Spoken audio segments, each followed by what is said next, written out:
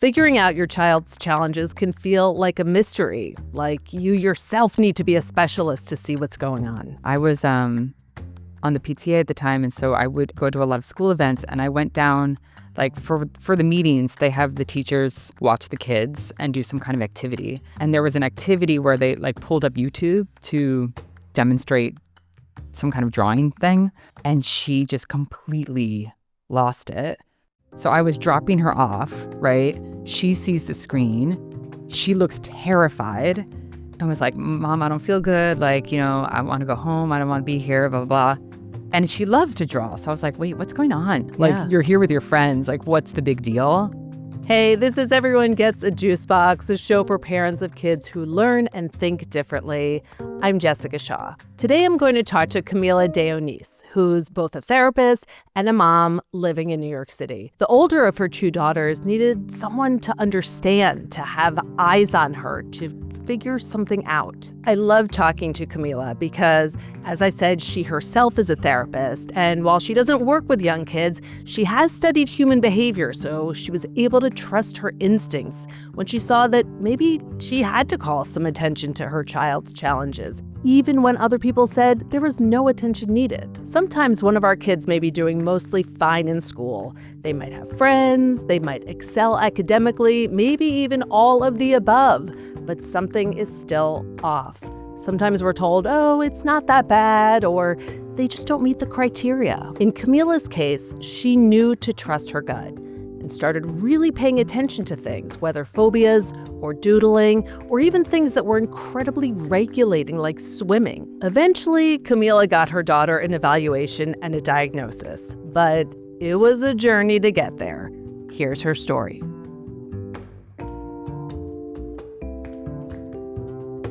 So tell me, what was the moment where you thought, this is something I kind of need to look at, I need to pay attention to? Yeah, so there wasn't a moment. There was a series of moments and behaviors and particularly meltdowns that I think over time, and I think it's really important to include the pandemic in this because with parenting during that time, it's not that we're fully out of it, but like during, the shutdown and all these, I think it was really hard to parse out, like, are we all just super anxious because of this time? Is it like, what is what? And so I would say it took years, to really have the instinct to say like, okay, we need more support here. This is not typical parenting. Mm-hmm. And I think part of that became because we have a second child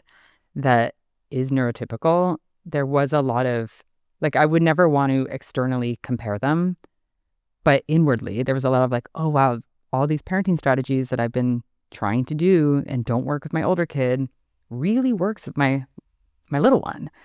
And so I think it was a combination of both having a sibling and also thinking about patterns over time. Mm-hmm. So meltdowns that just, were really outsized and lasted a really long time. And as she got older, seemed like inappropriate, and like different than her peers. Yeah.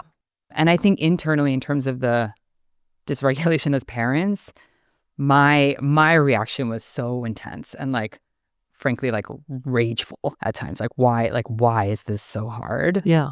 And so I think that it reached a kind of crisis, where I felt at the verge of tears all the time. I could tell like things were so hard for her, but at other times, she's so lovely and she's so empathic and creative and fun. And so it just felt like we would have these flips and big flips. And I hear flips. You like very big, going from one end of the spectrum to the other end of the spectrum. And you get a kind of, at least I did get a real emotional whiplash. So we reached a kind of crescendo in the spring of last year where we sought out a therapist and we were like, look, we don't know if we need parent coaching, if we need therapy like as a couple, if she needs therapy, like we don't know what's going on. And basically gave this therapist like a whole history of our kid. I think we did 2 or 3 sessions. And then she came back to us and was like, look, I think this is not just behavioral. I think that you should get a neuropsych evaluation because there seems to be more going on here. And I think you really need diagnostic clarity as a first step. And so that's when as a therapist, I started to talk to other therapists for recommendations. It was like, how do I go about this? Hey, I want to break into the conversation quickly to describe what Camila means when she says neuropsych evaluation. This is shorthand for a neuropsychological evaluation, which looks at a wide range of brain functions and skills. It's different from a school evaluation in that it can diagnose kids, whereas most school-based exams can't. I'll put a link to some more info in the show notes, but now back to Camila. When you said that you reached a kind of crisis point, how old was she at that point? Yeah. So we started to seek it out towards the end of her first grade. And so she was, kind of newly 7 years old. And if I think back, during the pandemic, she turned 2 at the start, which, we were home, obviously. And then she started like a little play school when she was 2.5. And even at that time, I'd say like 6 months into whatever you want to call it, play school, daycare, it was Montessori, which as a first-time parent, I was like very precious about and thought, oh, this is what I want for my kid. Turns out it was not a good fit for my kid. And they were seeing like a lot of difficulty with transitions, a lot of like kind of spaciness and just being deeply absorbed in whatever she's doing. And in terms of, in particular, the Montessori thing is like, it's a lot of structure. It's a lot of cleaning up and like a lot of executive functioning tasks, and having like little jobs and being good workers and also creative and all those things. But I think that fundamentally, she just was not as able to move through transitions as expected. And so they did evaluate her at the time remotely because of COVID, and she didn't meet any criteria. She's always had a lot of sensory stuff. And so she sucked her fingers. Like there were things that she clearly really benefited from, in terms of like sensory tools and, weighted blankets. And so basically what was recommended when we started 3K, she actually was in an ICT class, which was really helpful. Which is it's integrated. Inclusive, yeah. Yep. Yeah. So they have kids who have IEPs and then gen ed kids. Yeah. And then she went on to pre-K, was in a gen ed class, was very happy there. Again, not really like so much on our mind. And then she went into kindergarten and was actually in a NEST class. Do you know about NEST? No, I don't. So it's a classroom that is set up for kids with autism. And then there's also, it's kind of similar to ICT in that it's going to be split. There's gen ed kids and kids with autism diagnoses. And so it's set up it's really great. It's like set up for neurodivergence. So our school was like piloting the program in Queens, I believe. And so we were one of the first schools in that area to have a NEST classroom. And now it's continued through the grades. And it's amazing because, the teachers have this specialized training in neurodivergence. And so she really benefited from that. But towards the end of first grade, we were starting to notice like a lot of phobias were emerging for her. In particular, we went to visit family and we flew in an airplane. And unfortunately, she saw in between the seats like a horror movie that was playing, which we didn't realize until she kind of looked at me and was like completely white, drained of color, and then started like screaming and wouldn't stop until we landed. Ugh, poor thing. And it was really upsetting, really, like terrible. But then it seemed to be fine. Like we were on vacation for a week, came back, wasn't really spoken of again. And then we started to notice, this is like connecting dot stuff. Like we started to notice that every time we went to a restaurant where there was a screen, which is many, there's always like the bar and like sports playing or something, she would need to go to the bathroom, saying her stomach hurt, and she basically wouldn't leave. And so we'd have to leave the restaurant. And this happened, I don't know, upwards of 5 times. And then I started to notice that I'd get calls from the school nurse like multiple times a week that her stomach was hurting. And, so she was hanging out with the nurse. And so then finally I told the school nurse, I was like, can you do me a favor? Can you find out if there's screens in the class before she comes to see you? And she was like, yeah, sure. And it turns out that's what was happening. Every time a screen came up in class, she would go to the nurse's office. Wow. And at home, she was really avoiding like all TV. And even like if we were on our phones, she would start to get really agitated. And what really helped was actually journaling. Like I could tell something was going on, but she wasn't verbalizing it. And so finally I was like, hey, if you can't talk about it, like, do you think you can write about it? And so she wrote to me in her journal, and it turns out that she was like terrified of commercials because of the unexpected, right? Because there could be a trailer for the movie that she saw. Yeah. And so it became this fixation, like this movie became this fixation that was popping up like whack-a-mole in all these different settings. And so finally when we made that connection, we were like, oh, wow, this was actually like a profoundly traumatic experience for you that is showing up in all these kind of seemingly random ways. Yes.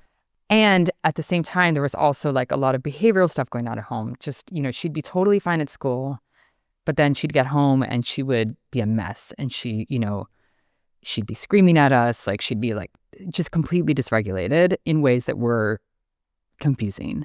I have like 7,000 questions from everything you just said. First of all, how did you put it together that it was that the trigger was that plane ride? Yeah. Trying to remember exactly. I think I'm just so impressed that you were able to sort of like, like a detective trace that back. Although as you and I know, it's kind of like it might have been something else. There might have been. Yeah. Right. It's I could notice that with screens, she was anticipating something really scary was going to happen. And this also happened. I was on the PTA at the time. And so I go to a lot of school events, and I went down like for the meetings, they have the teachers watch the kids and do some kind of activity. And there was an activity where they like pulled up YouTube to demonstrate some kind of drawing thing. And she just completely lost it because I was there. So I was dropping her off, right? She sees the screen. She looks terrified and was like, saying something else like, Mom, I don't feel good. Like, I want to go home. I don't want to be here, blah, blah, blah.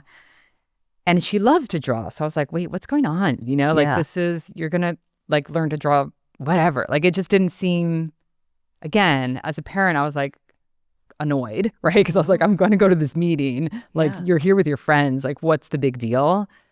But then again, with the screen, I was like, what is going on with the screen? Like there is something deeply troubling you. And then I think because I was just so overwhelmed in that moment with like trying to negotiate different things happening, I started sobbing with her and then went to the teacher and was like, this is happening a lot for her. We're overwhelmed, like just kind of really opening up to her that we felt like we were in crisis because we just didn't know how to help.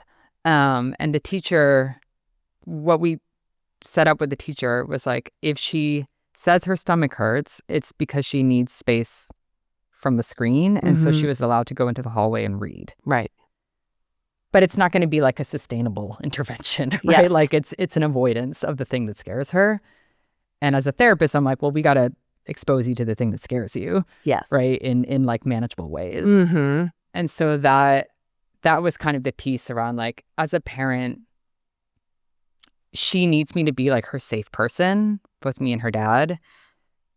And I can't also be the person who's like nudging her to do a scary thing. Yes. I can to a limit, right? But I'm also like, I think that's confusing. Yeah. For her. Yeah. You need to be her home base, her emotional home base. And someone needs to be able to sort of push her into a little bit of discomfort. It's very interesting that all this happened in first grade. It was kind of the same for, like, I feel like I'm like looking at an emotional mirror in some ways because first grade also, like my daughter, CPSC, IEP, and there was something about, and she was also in, what's the like, CT, what's the ICT? The ICT. She was also in an ICT kindergarten. And in first grade, she had a really old school teacher, like had been teaching at the public school for forever and was a wonderful teacher, but did not just was regimented in a way that didn't work for my child, you know? And so when she kind of couldn't sit still, it was like, okay, the whole class is going to be here sitting on the floor. You go sit at the tables and put your head, or whatever it was. And there's, you know, I felt like there was, I don't know, something almost a little punitive about it. And it's hard because as a parent, it's just like, oh, like, yeah.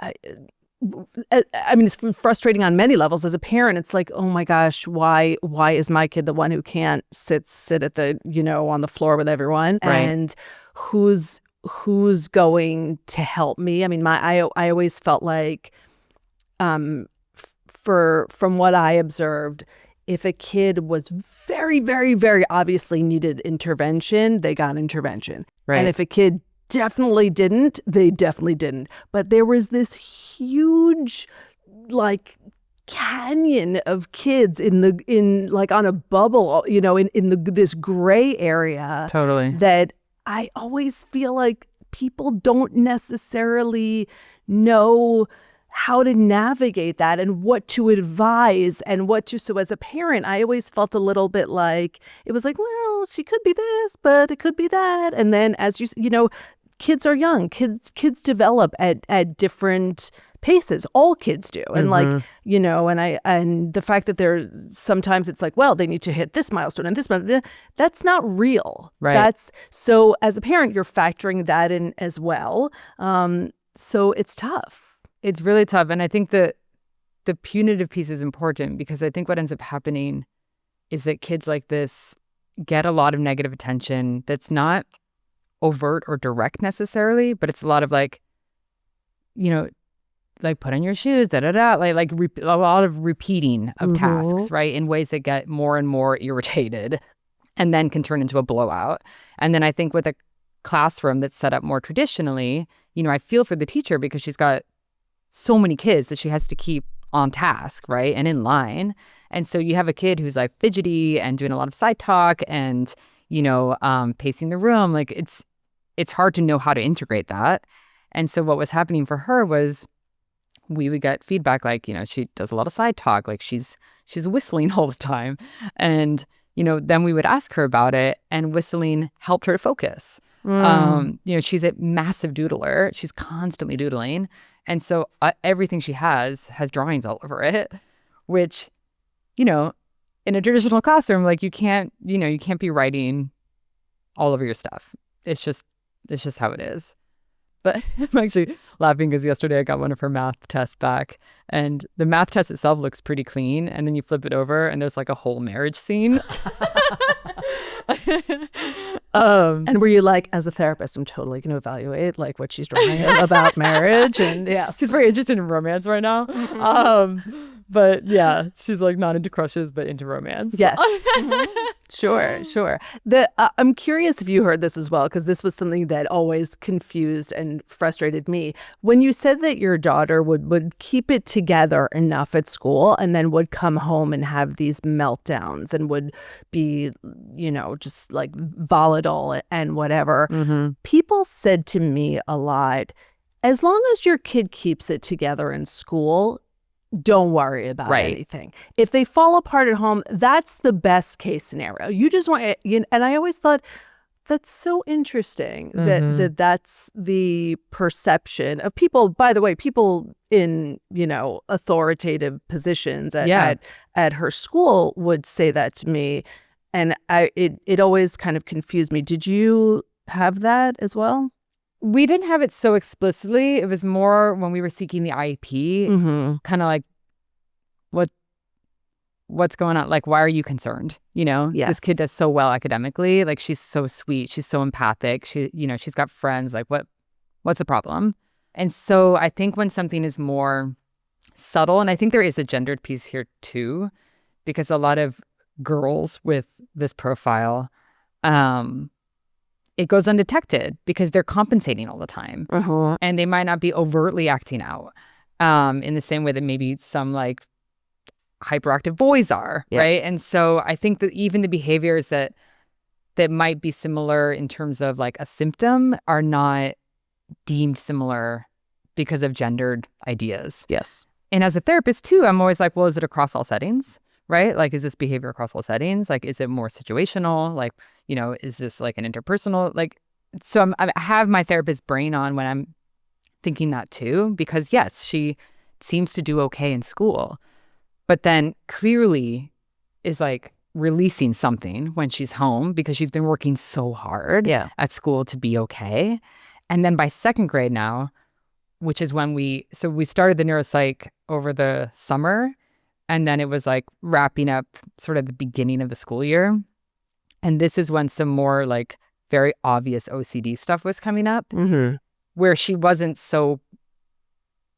doing, like, she was doing okay, again, in terms of classroom and like, doing her work and all that sort of. But I think this is the age, and this is what I think about as a therapist too, is that in terms of that negative attention, particularly from us that she was getting at home, but then also comparing herself to peers, around 7 developmentally, like this age range is like when you start to internalize sort of self-concept, right, and ideas of self. And so she was starting to say things, I think, because of more people-pleasing tendencies, like, are you mad at me if I do this? Or, do you think I'm bad because of X? And so that's when I was starting to notice, like, oh, you're like internalizing a lot of this in ways that are actually concerning me. Yeah. Because it's not gonna be as obvious, right? That internalizing of her identity. I'm thinking about even with Inside Out, like that scene where she's like plucking those parts of herself that used to be so robust, and they're starting to like wither away. Like all those positive, unabashedly confident qualities. And so that was where I was like, oh, I'm so glad we're doing this, because I want a framework. I want something to understand how to like help her understand herself. So she has ADHD and OCD, and then it's the term twice exceptional. She's like highly intelligent in certain categories, particularly verbally, which you're like, yes, I'm well aware of that from her yelling at me. Yes. So all of it like made sense, right? And I think even this term 2E, twice exceptional, it's interesting, but I feel like it can also be alienating too, because I don't want to come off like I'm a really smart kid. And like I've been struggling with how to talk about diagnosis, because I'm highly aware of like how it might be received. And at the same time, I'm trying to think about it diagnostically, to think about like, well, what does that combination mean? And what the psychologist said was, I tend to think about high intelligence as a kind of neurodivergence unto itself. Like anytime you have something out of the norm that's, in a certain end of the spectrum, it's outside of the norm. Yeah. And so particularly with the ADHD neurodivergence plus, being sort of exceptional in this way, it can create a kind of rigidity in emotional, regulation, just being able to be adaptive and flexible in situations, I think are much harder for her. And so if I think about a Venn diagram, it's like you've got the ADHD, the OCD, the like, being really a smart kid, and like all these things sort of interplaying. And so it's very hard to parse out, I think, like sort of what symptom, let's say, is what. Yeah. But I listened to somebody recently talk about how like all kids, all people have peaks and valleys in terms of their emotional landscape. And with a kid with this profile, you just think about the peaks and valleys being like way more extreme. And so I think that relates to what we notice in terms of that kind of snapping that happens for her, where something that clearly when she's in a rigid place, something that sets her off will be so dysregulating. Yeah.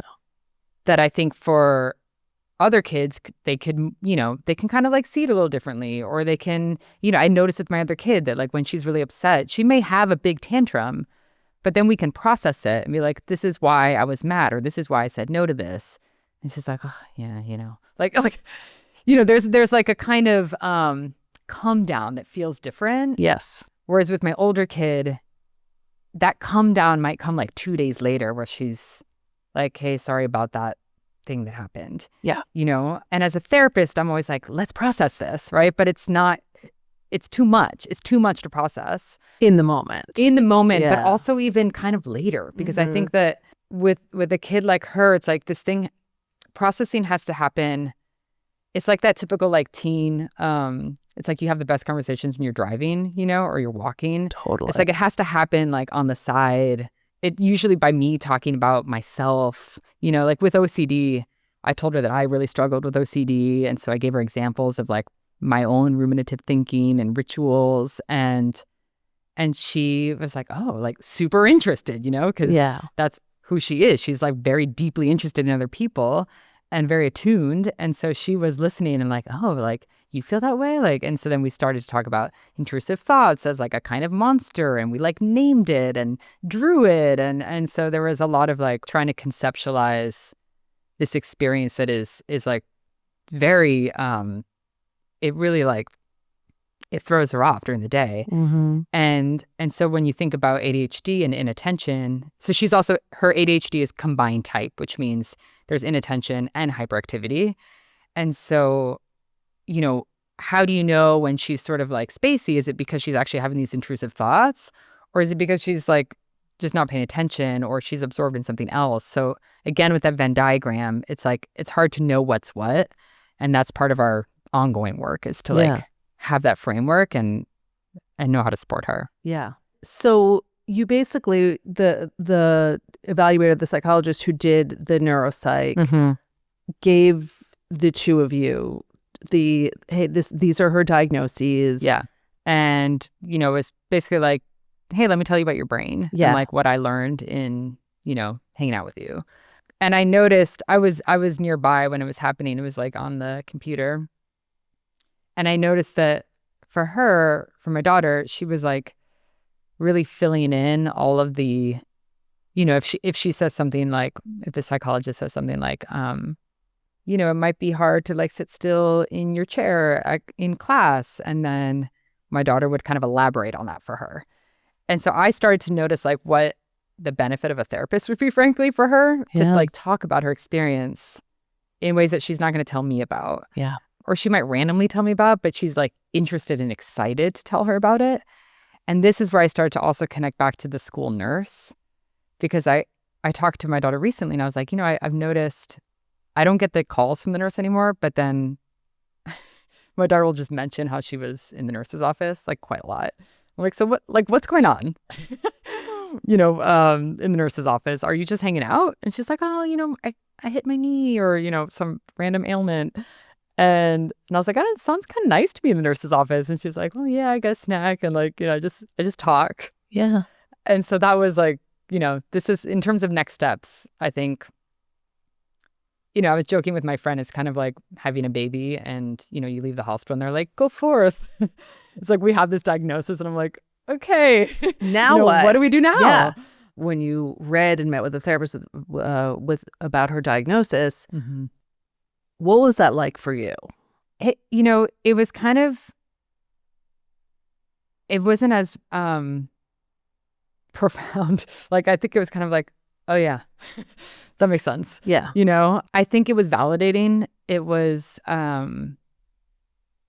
it just felt like, okay, we have a framework now.